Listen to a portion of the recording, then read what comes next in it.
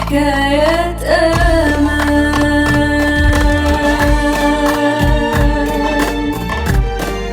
حكاية الغدر اللي هزت رشيد والدنيا كلها. الحكاية دي بتهز القلوب فعلا، وتأكد إن مهما طال وقت الظلم الحق في الآخر بيمشي زي السيف، والعدالة بتاخد مجراها يا جماعة الخير. وحدوا الله واسمعوا الحكاية دي بقلبكم. حكاية دم وخيانة وشهامة مصرية أصيلة. حكاية المسلماني، الراجل اللي دفع حياته تمن أمانته، والمنسي اللي الطمع أعمى عينيه ووداه لقعر الجحيم. كان المسلماني الشاب التلاتيني اللي قلبه من دهب، صاحب محل دهب في رشيد، راجل أمين بيشتغل وياكل عيش حلال. ثق في شاب صغير عادل المنسي عنده 19 سنة، طالب شافه زي أخوه الصغير وشغله معاه في المحل. بس الطمع، يا طمع، عمى عين المنسي. سرق من المحل دهب يقرب من 2 كيلو قيمته ملايين الجنيهات. لما المسلماني واجهه بالدليل القاطع ما ندمش ولا استحى، هرب زي الفئران وفص ملح وداب. المسلماني حرر محضر سرقة وصدر حكم غيابي بحبس منسي.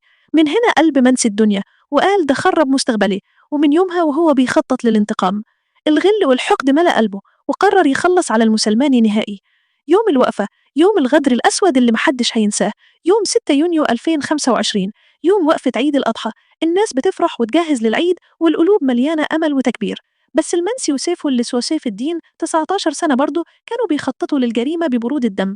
ركبوا موتوسيكل وفضلوا يدوروا في شوارع رشيد زي الذئاب الجعانة يراقبوا المسلماني. أول ما شافوا عربيته المنسي نداه بصوت فيه خبث: تعال نتكلم ونخلص الموضوع ودي ونحل الخلاف. المسلماني بقلبه الأبيض وطيبته اللي ما تعرفش الغدر نزل من العربية عشان يسمع الكلام، وفي اللحظة دي الفخ انفتح. المنسى وسيف طلعوا مطاوي قرن غزال حادة زي السيوف، وانهالوا على المسلماني الطعن في الرقبة والراس والمرفق. الدم يرشح والشارع صرخ والناس اتجمدت من الرعب. بس في وسط الجحيم ده ظهر الجدع الحقيقي، الدباني صاحب المسلماني واللي بيشتغل معاه 29 سنة. ما ترددش ولا ثانية واحدة، نزل زي الأسد يحمي صاحبه بجسمه وبيحاول يبعد السيوف عنه. الغدرة طعنوه هو كمان، طعنة في الصدر وجرح قطعي في دراعه الشمال طوله 7 سنتي، وجرح تاني 15 سنتي وقطعه أوتار. وقع الدباني غرقان في دمه، بس ربنا ستر عليه عشان يعيش ويشهد على الجريمة دي، ويضيفوا عليهم تهمة الشروع في قتله. المسلماني اتسحب وهو بينزف بغزارة، دخل العناية المركزة في الإسكندرية، صارع الموت 6 أيام كاملة، لحد ما روحه راحت لبارئها يوم 12 يونيو 2025، سايب وراه جرح في قلوب أهله ما يبرضاش.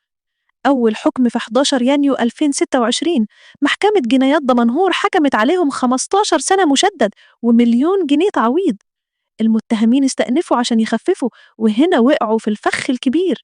النيابة العامة استأنفت هي كمان وقدمت أدلة نارية، فيديوهات، تقارير طب شرعي، شهود، كل حاجة بتثبت سبق الإصرار والترصد.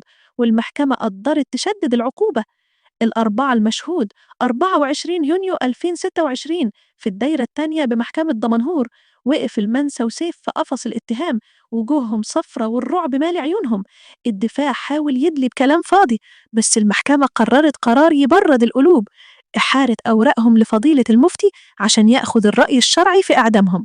في القفص بكاء هستيري وصدمة، بره القاعة زغاريد وصرخات فرحة، وأم المسلماني وقعت على ركبتيها تبكي وتقول بصوت مكسور: نام وارتاح يا حبيبي، حقك رجع يا ابني يا قرة عيني، هاخد عزائك النهاردة ووجع قلبي برد يا غالي. الخلاصة يا جماعة، جايز نشوف العدالة بتمشي ببطء، بس في الآخر بتيجي زي الصعقة. الغدر ما بيمرش، والدم البريء ليه رب ما بينامش. العدل الإلهي فوق كل شيء، وتأخير الحساب ليس غفلة، حاشا لله، وإنما هو لحكمة بالغة، ولحين يأتي الوقت المناسب الذي تظهر فيه الحقوق وتتحقق فيه العدالة المطلقة. الله سبحانه وتعالى يعطي الجميع الفرصة والوقت، لكنه لا ينسى مثقال ذرة. طابت أنفسكم وطابت قلوبكم بهذا اليقين. دي حكاية شهيد الأمانة المسلماني وبطل الشهامة أحمد الديباني، ونهاية المنسى اللي طلعوا وداه حبل المشنقة. مستنية تعليقاتكم حكايات أمل، حكاية من كل بيت جواها تفاصيل ما حد شاف. دي حكايات أمل.